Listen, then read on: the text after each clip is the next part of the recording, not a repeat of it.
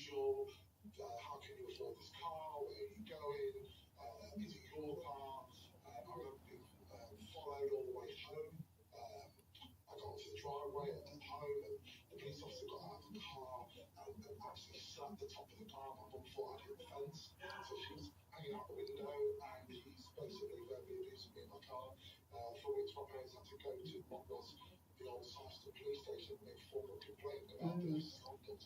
And I kind of got to the point where I thought, well, you can't change it unless you're in it. Yeah. It's okay shouting from the outside and saying how unfair it is. But I remember at the time, I think I only had seen two black police officers in Leicester. One was Ian Harding, one was Stan Braithwaite. And I thought to myself, well, you know, you can't change it unless you're in it. So I made that decision that I would join police. It was an interesting one. I didn't get in the first time I applied. A lot of people don't know that.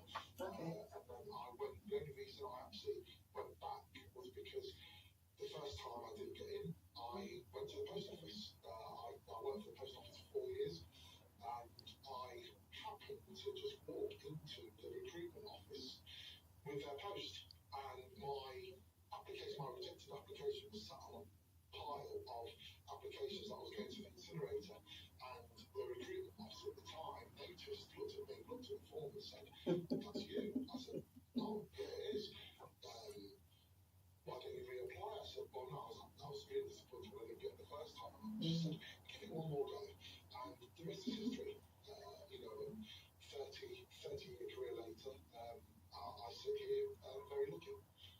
So I'm assuming that because you're a pretty big guy, they just look at your stature and went, yes, you'll be pretty big and maybe intimidating. That's what they wanted. Yeah, I mean, people, it is quite an interesting one because at the time, and people look at me now, you know, and I'm the wrong side of 50 now, but way back then I was playing American football for Leicester Panthers. At the time I was playing for Leicester Riders. I was a lot heavier. I was about 20 stone at the time. Wow. So I was throwing a lot of weights around the gym, and that's what I enjoyed doing, just that sporty, competitive side of, competing. The old Grammy Halls it was, which is a hotel. That's where we all used to go. That's where everything was. You know, it was great. We had the Leicester Riders there. You know, it was just, and we used to roller skate as well, and it was just a great time. It was just a great time, and you know, I suppose when I went the first time, I don't know whether they might have thought whether or not I gave 18 and a half, which way he's going to go. I went back when I was 20 and it got in, so it's just one of those ones, you know, that's how it worked, that's how it went, and I was very fortunate. So, yeah, I think my size at the time, especially when I joined, protected me, not only out on the street with the public, but, and I will be honest and frank, it protected me from, you know, some of the abuse that some other black officers got in the organisation itself. So people did think twice when they looked at me, you know, what they were going to say. How did you stick it out for 30 years though? Because, you know, and we've been in different circles where, you know, we have the abuse that happens, and sometimes you can educate and people change their minds, and sometimes it just is what it is and you kind of grit your teeth until you finish and get out. So how did you stick it out for 30 years? I will be honest, I never worked a day in my life. I had a great time. I will not lie. I will not be honest. People ask me, and they ask me now, they ask me, was it like that then? And I am honest. Is there racism in the organisation? Yes, there is. Yeah. And you have to be honest. You have to be honest. Yeah. Because if I was to sit here and say, well, no, there isn't. If you were to Google Leicester Police misconduct outcomes, you will see some of the things that have happened. So why would I sit here and say we're not? But people are recruited from our community. We see the demographic and the political agendas in our community. Now, if you were to turn around and say, well, if we recruit from the community, is there racism in the police? Yes, there is. Because we recruit racist people at times. Yeah. Unfortunately, all people have those tendencies. So let's not lie. Let's not sugarcoat the pill. Let's say it as it is. You know, we try. The organisation does try to deal with those individuals. But at the same time, we've had report after report that's told actually racist. Mm. So again, going back to that, let's listen to what we're being told and let's learn those lessons and make things better. You know, so how did I stick it out 30 years? I'm one of those people who tell me I can't do something, I'll do it. Okay. You know, and it's very simple. The first week of training school, I had a training sergeant say to me, "What do you want to be called? Mel, Darky, another not appropriate word, which I won't say on radio, or by your name." Wow. Now, that's the point where some people would have gone, you know what, this is exactly what my parents said. Yeah. You know, this would happen, let's just pack your bags and go. Yeah. But by the time I got back to training school, my class that were with me all had made complaints. Okay, good. So you know you're surrounded by good people. Yeah. And that person was disciplined for it and made to apologise. Now, you know, in this day and age now, that person will be kicked out of the job. Yeah. Will be sacked. Yeah. But, you know, we're going back to 1991. You know, so that's the reason why I stayed, because if you allow individuals to behave in that way and influence your decision making, then you'll never stay. Yeah. You will never stay, you know, and it was hard.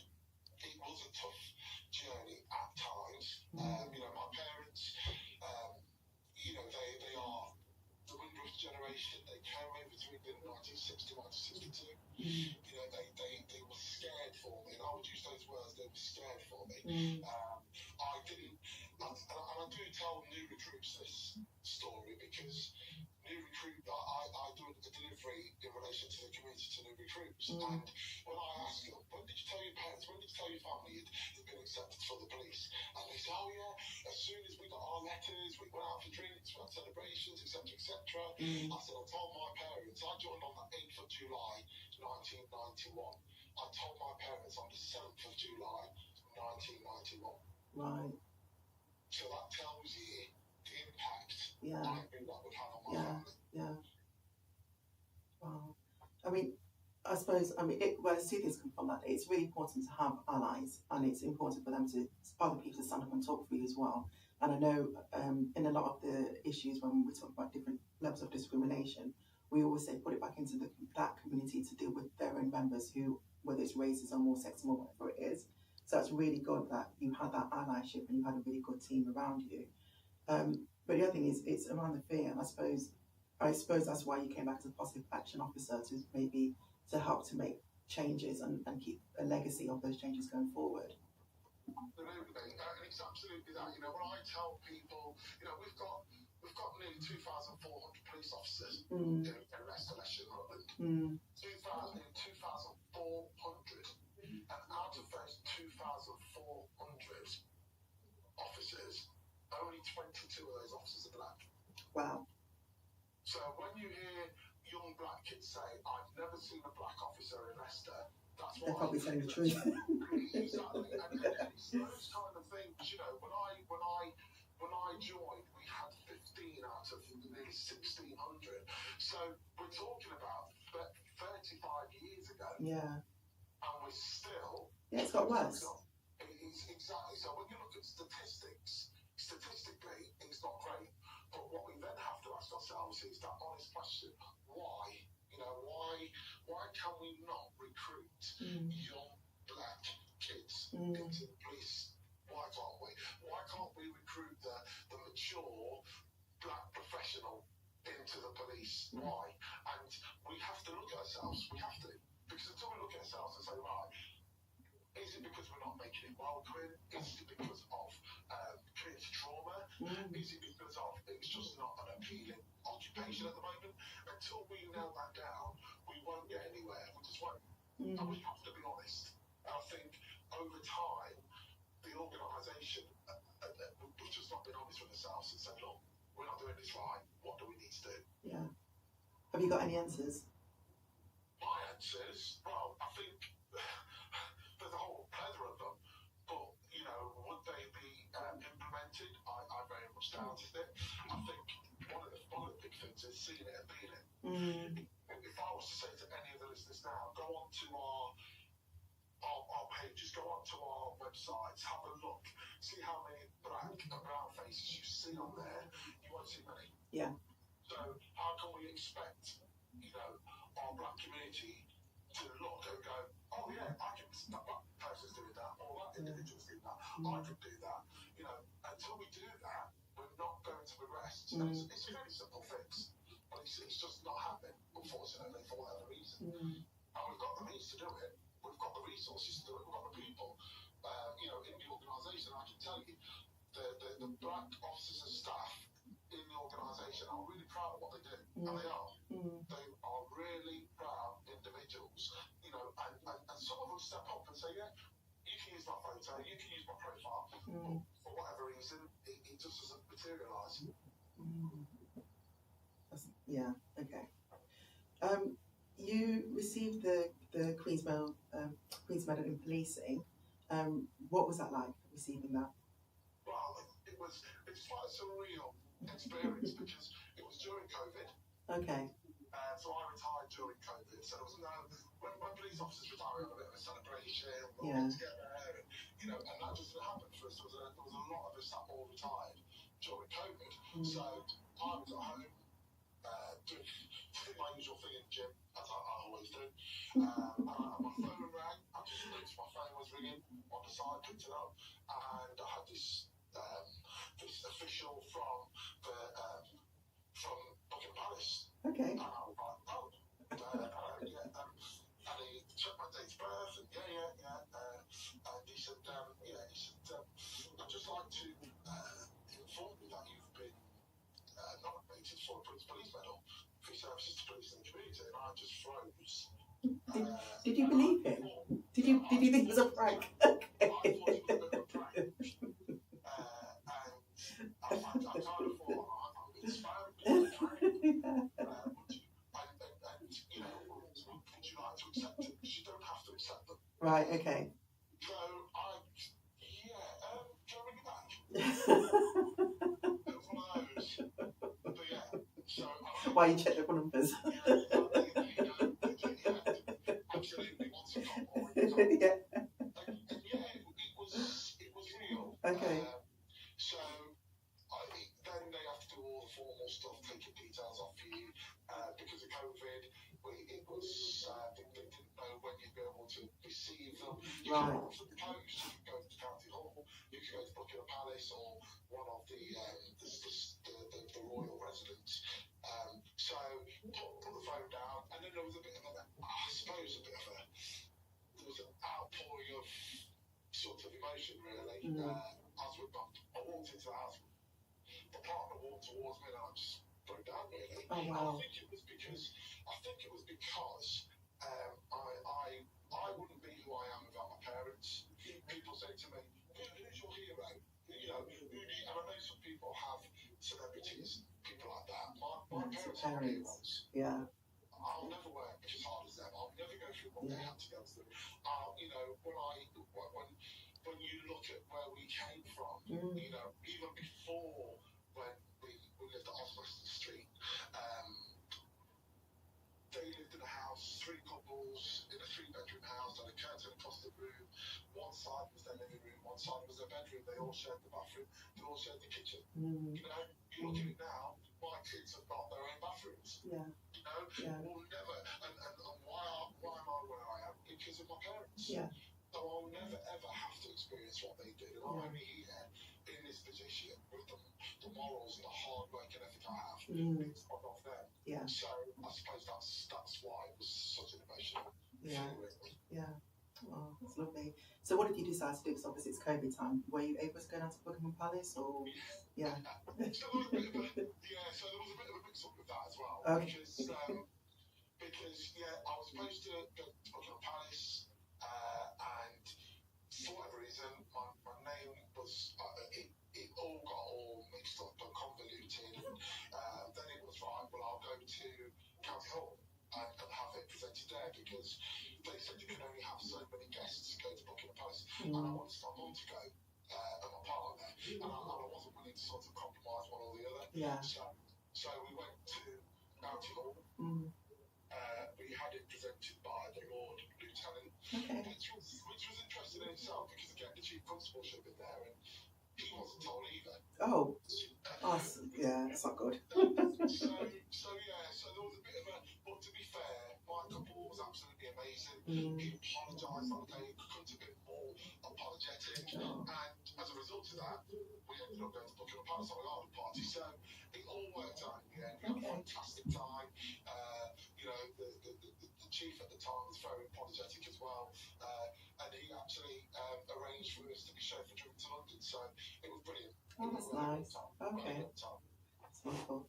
And now let's go to your celebrity lifestyle on Hunted. So, well, you're on TV, so you know.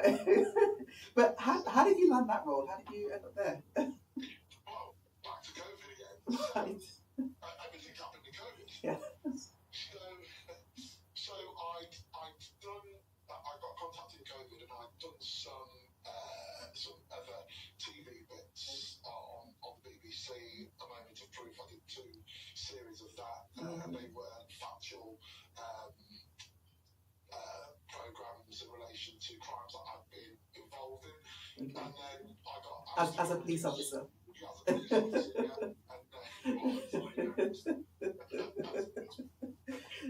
then I got asked to do it was caught on camera and all the scripted on Okay. 5, Yeah. which was really fun as well. Good to do that. And I got a phone call. At home, and it was Shine TV on behalf of Channel 4, and they said, "You've been recommended to us. Would you like to come and audition for Hunted on Channel 4?" And again, I thought I was being pranked. Somebody, one of my ex-colleagues poured at home.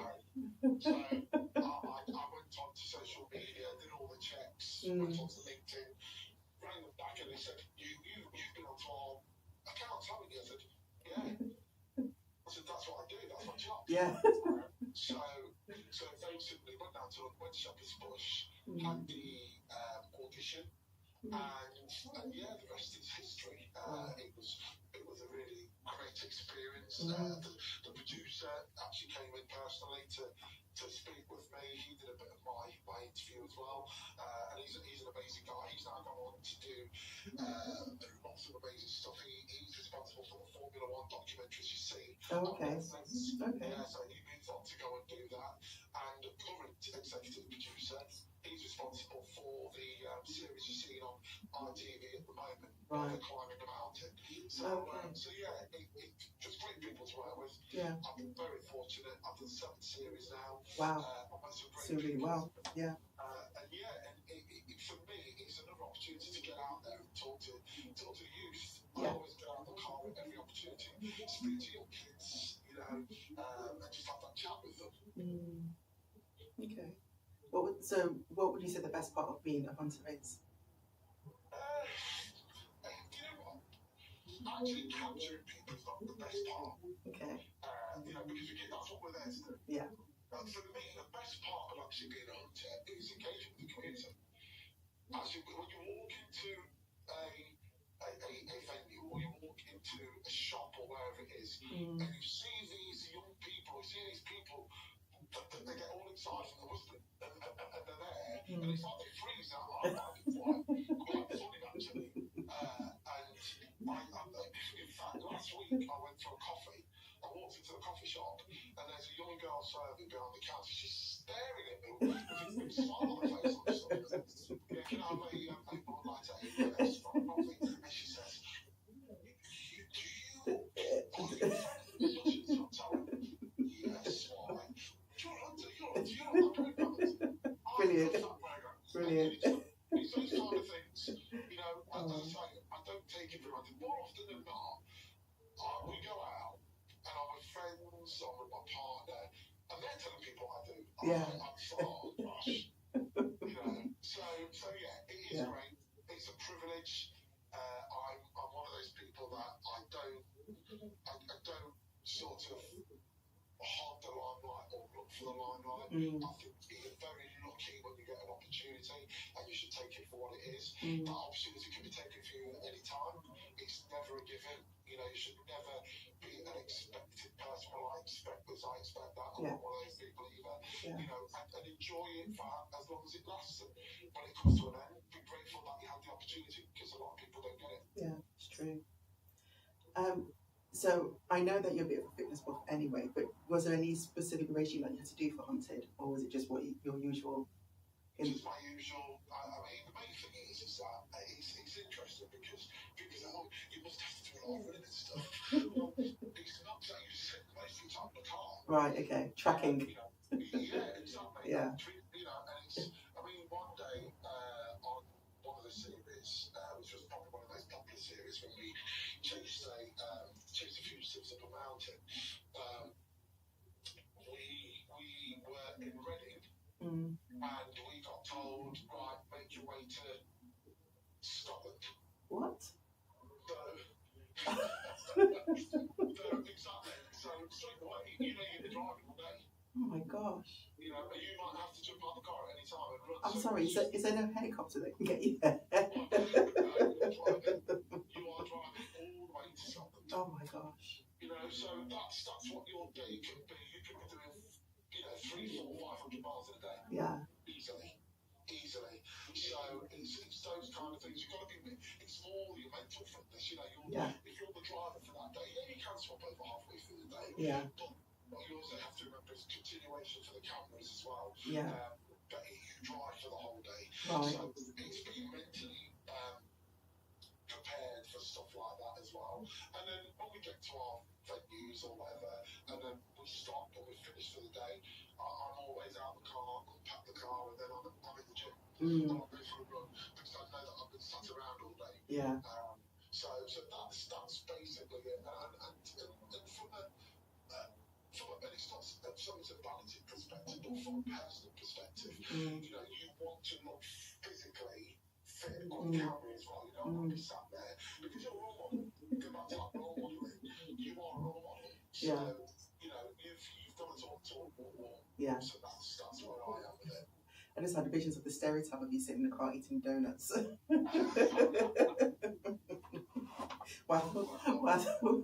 whilst your perps are walking by doing what they're doing. I was always that, even when I was a serving officer. Yeah.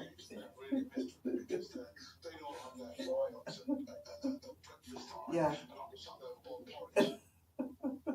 It was just one of those, it's a lifestyle. It becomes a habit and then becomes a routine.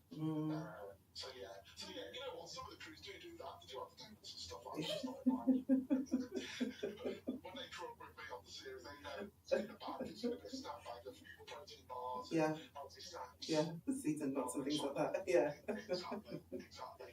Okay. So, aside of Hunted, tell us about what's your typical day like? What's it like being Mel? Well, my typical day starts around 5-6 o'clock in the morning. I'm always in the gym. So whether I'm actually teaching, so I teach at various locations around the city and the county. So if I'm doing indoor cycling or I'm doing a HIIT class and stuff like that, and if I'm not, I'll be in my own gym at home. I'll be training, and then it's work, straight to work.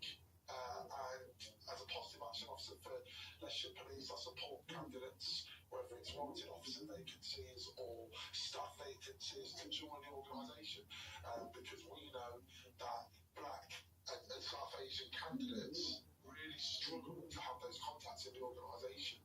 So, when you've got those contacts, you've got those people that can help with interviews, that can help with assessments, that have that information. Those candidates can come to me, and they come to me on a regular basis for support with interviews, with support with assessments, things like that. And gradually we are seeing a really good increase in our representation within the organisation, which is really, really pleasing. So that's what I'm doing throughout my day. I also have a responsibility for supporting individuals in the organisation as well as a positive action officer. So neurodivergent members of staff, LGBTQ, disability, that is basically my portfolio really. And to basically, as Chief Constable said, David Sandel, he said, challenge us. Now we're an organisation, we need to be challenged. If you feel like there's things that we're not doing, and we need to do it, tell us, and if you tell us we're not listening, then come tell me, and I will look at how we can change that. And that's happened on more than one occasion, and those changes have taken place, which is, again, shows that as an organisation we've got, as you say, allies, exactly Yeah. that. Yeah. You have to have people in those places that will help, that will support, that will say, look, why are we not doing it?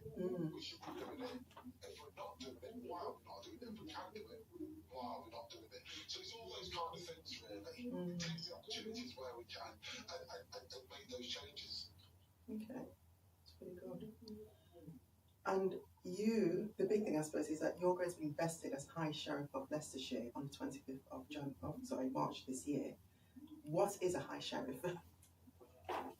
So the High Sheriff is a historic role. It goes all the way back to the 900s.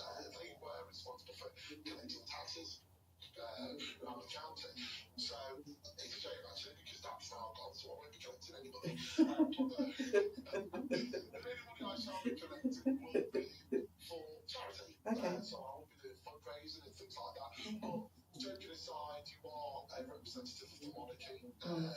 You are expected to support the monarchy either whenever they're not in the county, they can't go to engagements, or when they're actually in the county as well. You may well be invited to those events as well. And to connect with your community, getting around in the community, going to the events and supporting them as well.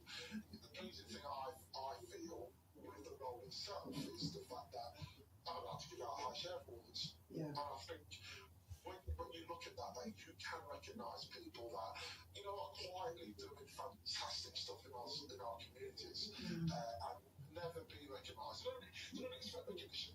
They're just doing it. Yeah. You know, but how great is it that, you know, we can recognise them for what they do. Yeah. So that will be certainly one of my aims during my year, is to get out into the community and, you know, recognise people that are doing great work out there. So everyone listening, if you've got people out there that are doing great work, once I'm in my year, please contact me and I'll be more than happy to put my tights and my hat on and compliment awards. Wonderful. The other way to recognise or to nominate people for High Sheriff Awards as well is if you search for High Sheriff Leicestershire and find the website, there's a link on there as well, so you can put people forward as well if you don't know Mel directly to contact him. So Mel, how long is the year? How long is it? Yeah. It is 12 months. It's a 12-month role. Okay. So you then hand over to the next High Sheriff, which is going to be Sandra Pollock. Yeah. Which is, you know, I mean, people have asked me, what's it like to be the first black High Sheriff in 1,000 years? You know, and I really do mean, so I said this when I joined the organisation as well, and especially when I got my QPM. You know, I don't stand here on my own. I stand here representing a lot of people. Yeah. You know, because our footprint in our communities have been there for a long time. You know, it's 1,000 years that the High Sheriff's been around. We know that we've had African presence in Leicestershire for over 12 months. We know that.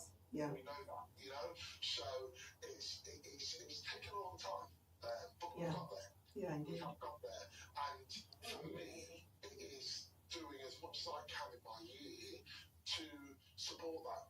You know, to again be that. If I can see it, I can be it. You know, and who is going to be the next? Yes, it's going to be Sandra, but then who's going to be the next after Sandra?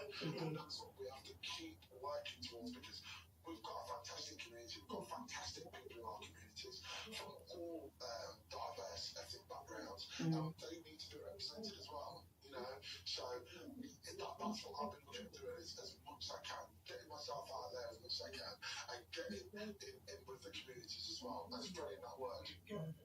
Yeah, indeed. And I suppose some of the considerations are that being the first, you have the weight on your shoulders of representing your community and wanting to, you know, leave maybe a good legacy that nobody blinks an eye at inviting others from the community to become High Sheriff in the future as well. Oh, definitely.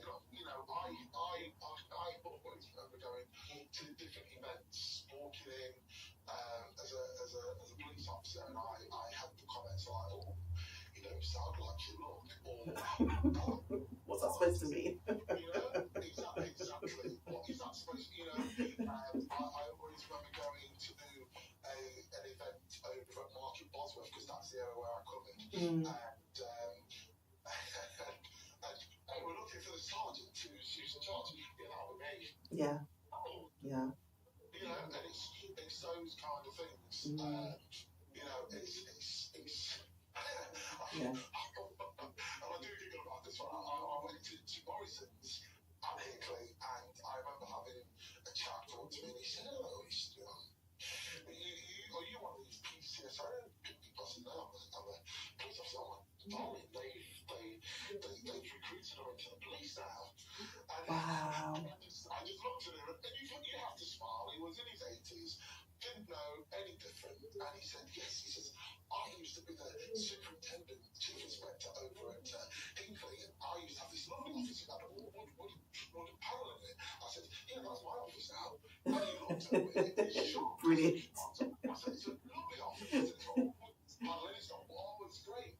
And he said, "So are you a PC then?" I said, "No, I'm a sergeant." He says, "Darling, they promote them as well." Oh my So God. you have to look at where we were and where we are now.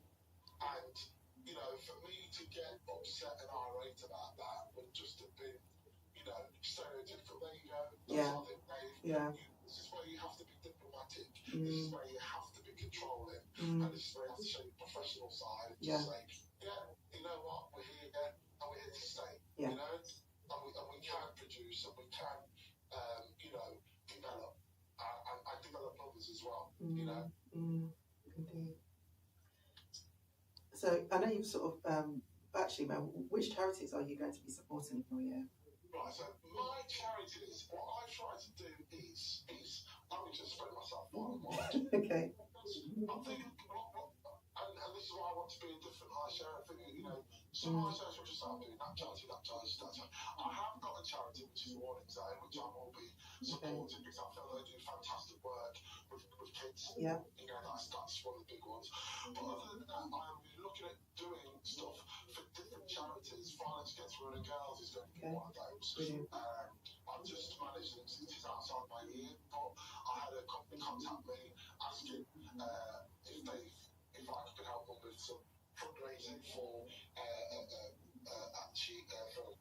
organisation, and I've directed them to an organisation straight away. You know, that's what I'll be looking at doing. I just don't want one area to benefit. I'd like to spread myself across different areas. I know that our older black community, they have a bus, but I know there were issues with their bus moving them around to take them to venues and stuff.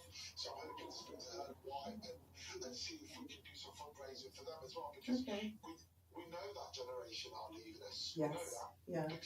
Because that is evolution. We know that's what's going to happen. But you know what? We have a lot to be grateful to them for. Yeah. So any way I can help with that, I'm going to. I know that Tara Monroe has a dinner as an afternoon tea event in June for the older black community. Again, it's something I'm going to look to try and support in my year as well. So again, as I've said, without them, there's no me. Yeah. You know, so the least I can do is try and help them. So that's what I've been trying to do, to spread myself far and wide, different organisations, and helping them. On my handover, I am having donations for cancer research, our local cancer research, because I lost my dad to cancer in 2007. So, you know, again, it's just touching, being a butterfly, really, touching different places as much as I can. Yeah. Yeah. I understand that. Is there anything else that you want to sort of touch on about what you want to leave behind?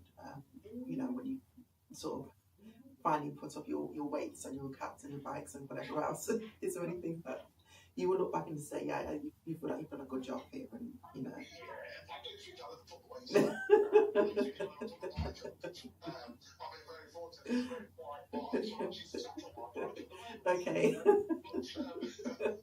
no, I think the big thing is for me, you know, when everything is all done and finished, you know, I've got 4 kids, you know, they're great kids, but I've kind of shown them some of the principles and the attitudes and the values that my parents gave to me. Work hard, it does come. No matter what people say, if you work hard and you work hard enough, it will come your way. Don't let people stop you, you know. Know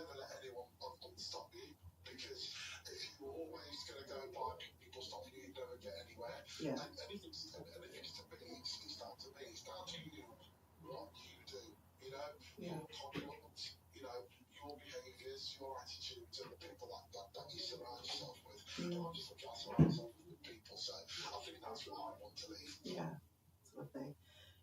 Just one last question, Mark, because I've had a few roles myself. People always ask me, how did you get into it, or how did you get there, or whatever else. So sorry, there's a noise which is just really distracting. Please just put me off.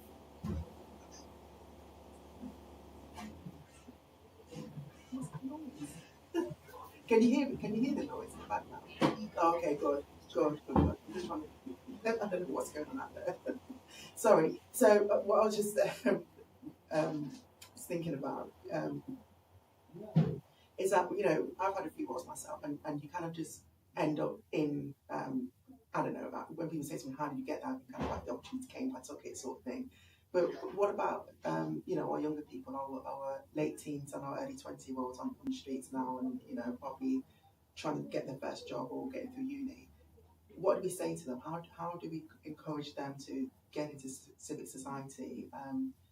Find those opportunities themselves, so they can sort of learn and give back as they grow. I think that the big thing is, and I do say this, is first thing is education. You've got to get an education, because we know that just to get through the door, they'll be asking for basic things like English and maths straight away. Yeah. We know that.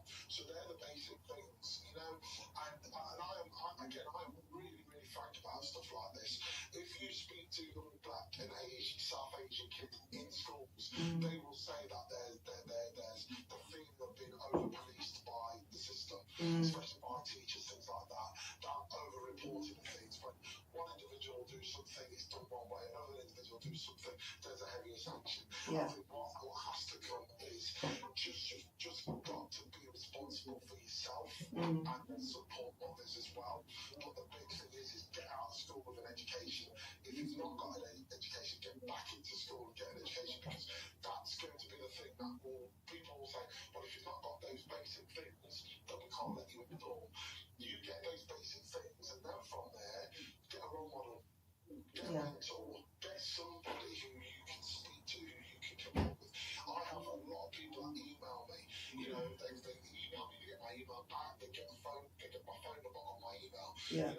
I've mentored people into the organisation, mentored people into other organisations, because all it takes is just for someone just to give you that steer, that help, that support, know how to go into an interview. If you don't understand the rules, you don't understand the rules of the game, you can't pass interviews, because if they're asking for competence and they're asking you for things like, give me a time when you've worked as part of a team and you're not answering that question, you can't pass the question. And more often than not, a lot of people on these interview panels, they're nice people. They're not there to fail you, but they can't pass you if you can't give the right answers. So that's the first thing.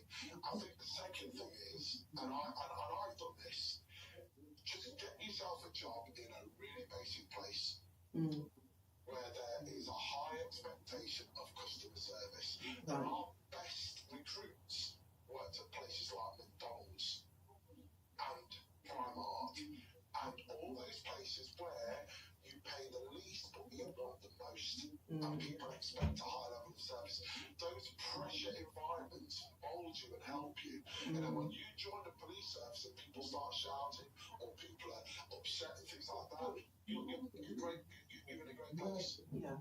You're in a great place. So don't see it as I'm not working at McDonald's because of, my daughter went and worked at Sports Direct, I think it was, one of those shops, I mean, you're going to start somewhere. Absolutely, you do that, people coming in and causing problems, stuff like that. And now, it's set her up, she's qualified in her field of what she does in dentistry, so it's those kind of things. Just get yourself on the job ladder, get yourself a CV. Once you've done that, then you've got to lift off from there, even if it means volunteering. Just get something where you can start your CV off and get good communication skills. Well, actually, volunteering is something that I think is really important, and I always say to young people, volunteer, because if I get your CV and you haven't done any volunteering work, it's all about your work experience and everything that you've done for yourself, I won't recruit you because I want to see somebody who can work for others, who can work in a team, who can put other people first. So I really do strongly recommend that young people go out and volunteer. And there's so many charitable organisations in all of our communities, whether it's the Islamic community, whether it's the South Asia, whether it's the Black community. There are so many, and there's so many organisations working with younger people as well, like, you know, mental health and trauma and things like that, that always look for young volunteers as well. So, you know, your late teens and early 20s. So it's not hard. It's fine. And they're all, and because, you know, everyone's looking, well, money wise, everyone's struggling for funding, they will really rely on volunteers to come and do that extra bit of work. They will, and it's, you know, and it really is rewarding. Just going and doing a couple of hours, you know, at a place. Yeah. You know, go to a charity shop and just say, look, can I come in and do a couple of hours? Yeah. Folding the clothes, just doing this, just doing that, hanging the clothes up, doing your displays. All of a sudden, you have got a CV. You say to them, I'll do it. Yeah. Would you write me a reference on WhatsApp, you know, if I'm coming to apply for a job, say again. Yeah, exactly. That's all it is. Indeed.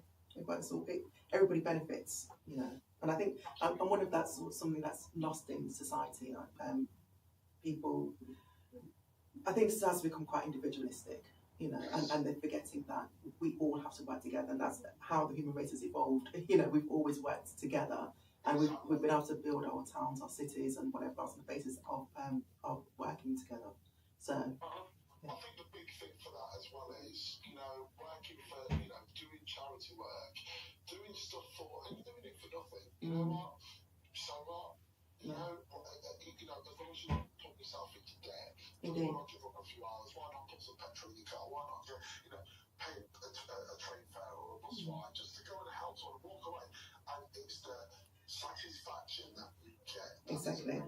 I've gone and done presentations for Finance Village and stuff like that. I've just got in the car and driven there and done it, and I've gone, no, I don't want anything. Yeah, this is brilliant. Mel, thank you so much for your time. I've been asked to wrap up. We're going to keep speaking for another 45 minutes, but never mind. But thank you so much. It's been great. Cheers. Thank you for the opportunity. Okay, always take care. Bye.